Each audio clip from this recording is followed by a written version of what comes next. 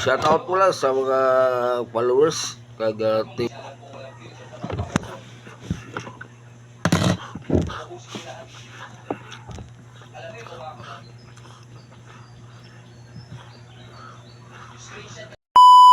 saing muna tayo guys, idol. Ito po, nagsaing na po ako. Ang susunod nating trabaho ay ang kado-kado. Yes. Ito po yung bawang para igisa sa kado-kado. At ito po ang oil, use oil yan. Wala tayong bago.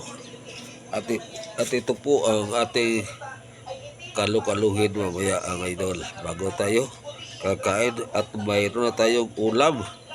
Ito na po ang ating ulamin mamaya, adobong manok na niluto ni Toto Makmak kagabi.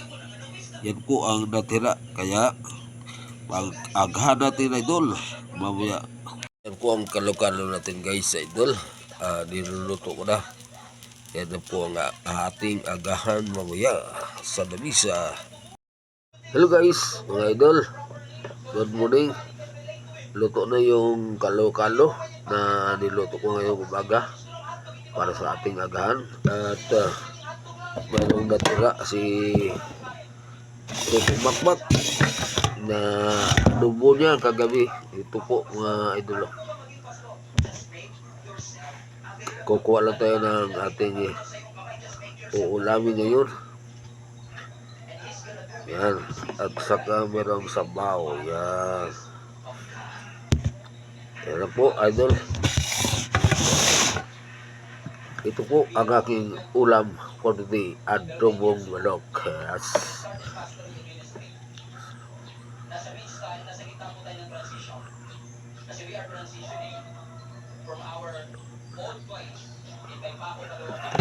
Tara idol, kain na, agahan tayo mga idol.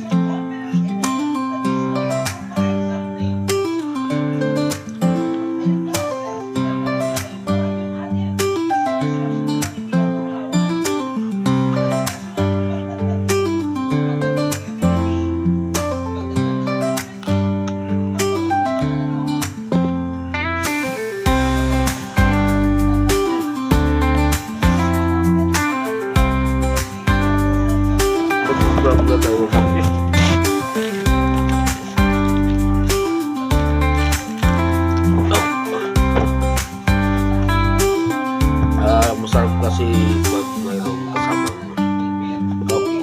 Kaya ito, balik lang na sugar para hindi masyadong matamis. Dahil baka mataas ang ating diabetes. Taon-taon lang matamis at mapait.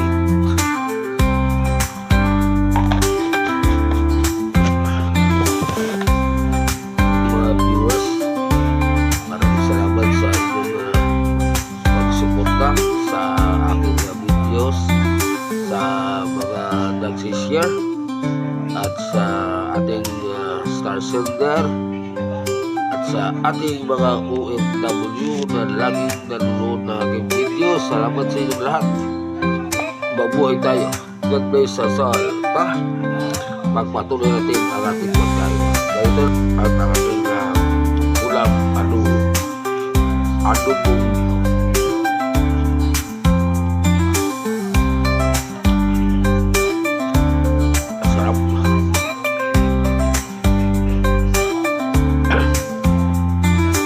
cash number ko, baka may gusto na tumulong sa akin kahit pangdagdag o pambili ng aking gamot sa high blood. Maraming salamat po sa inyong lahat. Pag-like, comment, kag-share naman po ang ating mga videos para may mga idol tayo at makita naman lang ang ating kalagayan. Maraming salamat po sa inyong lahat, idol guys.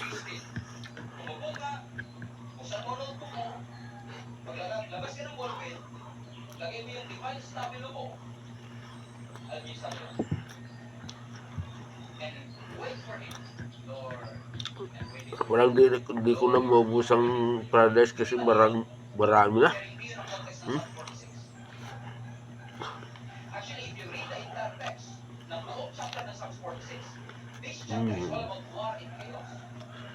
Nasa gitna ng gera ng nation of Israel habang sinusulat ito ng Psalmist.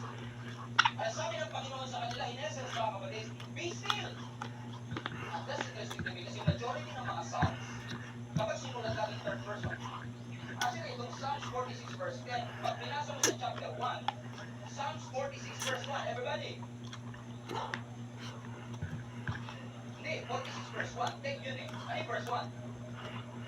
God is our refuge and our strength, the very present help in times of trouble. Napapansin niyo yung psalmist is writing in a third person. God is my refuge and our strength. But all of a sudden in verse 10, because si Lord na mismo nagsalita, be still for and know that I am. So hindi na He is, I am. All of a sudden, biglang nagpakita ang Panginoon na sinabi niya, be still. Now, listen, in the context of trouble, in the context of war, sabi ng Panginoon sa nation of Israel, be still. In the Hebrew, Rafa, na ibig sabihin is to cease. C-E-A-S-E. Stop it. In the midst of war and chaos, sabi ng Lord, stop it. Be still. Stop the fighting. It was a call for all of us na huminto at mag-reflect. Shout out pala kay Idol Altia Lynn Balawing. Maraming salamat sa iyong suporta ka Idol guys. At lagi kang nanonood ng aking mga video. Maraming salamat sa inyo. At sa lahat ng mga followers, viewers, maraming salamat. Star Sender, OFW, at sa ating nagsishare ng ating mga video. Maraming salamat sa inyong lahat. Thank you for watching. Bye-bye. Hindi ko naubos.